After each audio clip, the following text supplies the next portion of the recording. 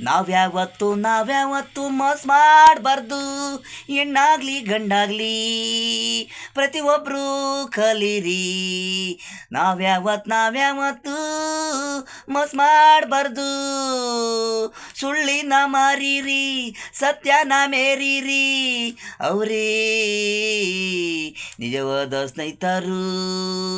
ಅಲ್ಲೊಂದು ಇಲ್ಲೊಂದು ಹೇಳೋದು ಒಳ್ಳೇದಿಲ್ಲ.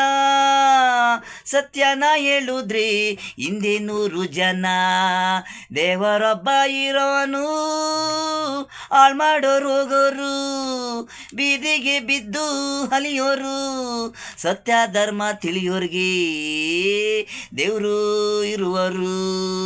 ಕಣ್ಣಿಗೆ ಎಣ್ಣಿಗೆ ನೋವು ಮಾಡಬಾರ್ದು.